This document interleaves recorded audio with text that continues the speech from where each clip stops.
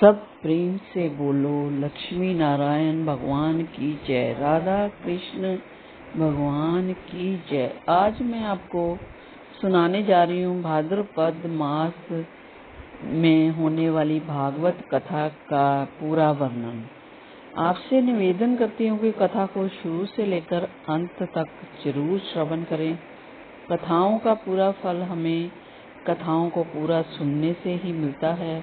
आधा अधूरा छोड़ने से हम सभी पाप के भागीदार बनते हैं। आज की कथा को शुरू करते हैं। धुंधकारी की ये कथा है, भागवत कथा का पहला दिन। धुंधकारी त्रिभंगा नदी के किनारे एक गांव था। वहां पर आत्मदेव नाम का एक ब्राह्मण और उसकी पत्नी धुंधली रहती थी।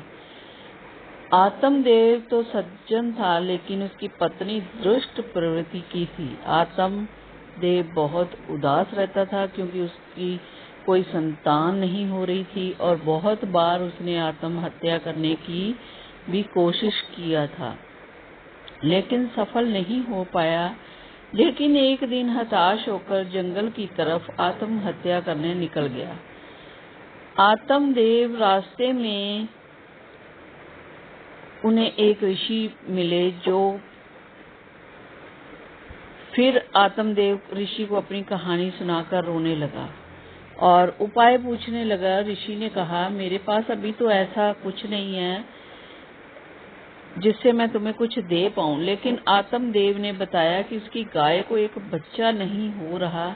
और जब आत्मदेव ऋषि को बार बार बोलने लगा तो ऋषि ने उसे एक फल दिया और उसको अपनी पत्नी को खिलाने को कहा और कहा कि 1 साल तक तुम्हारी पत्नी को सात्विक जीवन जीना पड़ेगा। आत्मदेव वह फल लेकर खुशी खुशी घर वापस आकर सारी बात धुंधली को बताई तो उसको वो फल खाने को देता है। लेकिन धुंधली सोचती है कि अगर बच्चा हुआ तो उसको बहुत कष्ट का सामना करना पड़ेगा। यही सोचकर वह उस फल को नहीं खाई और जाकर सारी बात अपने छोटे बहन को बताई तो उसकी बहन ने उसे एक रास्ता बताया और कहा कि मैं गर्भवती हूँ और मुझे बालक होने वाला है, तू ही ले लेना उसको और उस फल को गाय को खिला दे। इससे वह ऋषि की शक्ति का भी पता चल जाएगा। धुंधली ने ऐसा ही किया और अपनी पति आत्मदेव के सामने गर्भावस्था का नाटक करने लगी और कुछ दिन बाद जाकर अपनी बहन से बच्चा लेकर आ गई। आत्मदेव बहुत खुश हुआ और खुशियां मनाई। उस बच्चे का नाम ब्रह्मदेव रखना चाहा, लेकिन धुंधली ने फिर झगड़ा कर उसका नाम धुंधकारी रखा। और धुंधली ने जो फल गाय को खिलाए थे उसके भी गर्भ से मनुष्य का बालक हुआ, जिसके कान लंबे लंबे थे, इसलिए उसका नाम आत्मदेव ने गोकर्ण रखा। दोनों बड़े हो गए, जिसमें धुंधकारी दुष्ट व चंडाल प्रवृत्ति का था तो गोकुलकर्ण सरल स्वभाव का था। धुंधकारी सारे गलत काम करता। एक दिन उसने अपने पिता आत्मदेव को ही पिटाई कर दी। आत्मदेव बहुत दुखी हुआ और अपने दुखी पिता को देखकर गोकर्ण उनके पास आया और उनको वैराग्य जीवन जीने के लिए कहा और कहा कि संसार में हम सब भागवत दृष्टि रखकर ही सुखी हो सकते हैं। गोकर्ण की बात मानकर आत्मदेव गंगा के किनारे आकर भागवत के 10वें स्कंद का पाठ करने लगे और उसे जीवन में उन्हें भगवान श्री कृष्ण की प्राप्ति हो गई। समय बीतता गया और एक दिन धुंधली भी धुंधकारी के अत्याचारों को देख दुखी होकर एक कुएं में कूदकर आत्महत्या कर ली। अब धुंधकारी एकदम ही अत्याचारी और दुष्कर्म वाला इंसान बन गया था। वह वैश्यों के मांगों के लिए चोरी करता और एक दिन उसने राजा के यहाँ ही डाका डाल दिया।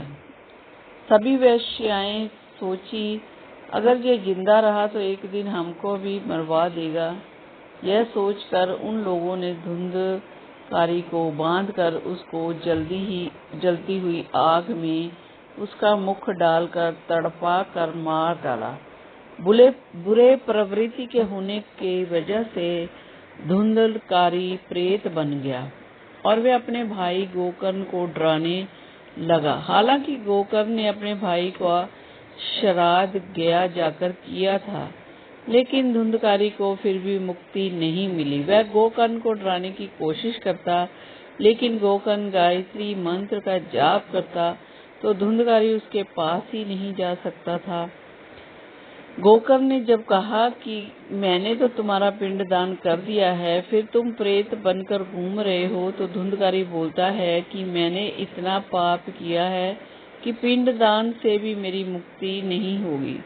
उसके बाद गोकर्ण ने सभी विद्वानों से राय लिया और सूर्य देवता को नमन कर उसका उपाय पूछा, तो सूर्य देव ने कहा कि इसका मोक्ष की प्राप्ति भागवत कथा सुनने से ही होगी। गोकर्ण ने भागवत कथा का आयोजन किया और धुंधकारी एक बांस पर जाकर छिप कर बैठ गया। वहां पर 7 गांठ था जो वो वहीं जाकर बैठा था। बहुत से लोग 7 गांठ का बांस लगाते हैं। भागवत कथा में की ऐसी मान्यता है कि अगर परिवार का कोई सदस्य भूत हो गया है तो ऐसा अवश्य लगानी चाहिए बांस। पहले दिन की कथा में पहला गांठ का भेदन हुआ और ऐसे ही दूसरे दिन, ऐसे ही तीसरे दिन करके 7 गांठों का भेदन हो गया।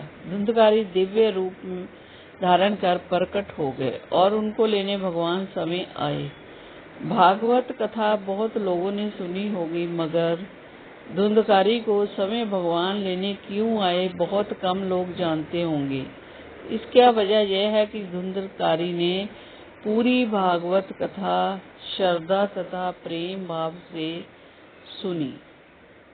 तो जय श्री कृष्ण, जय श्री राम।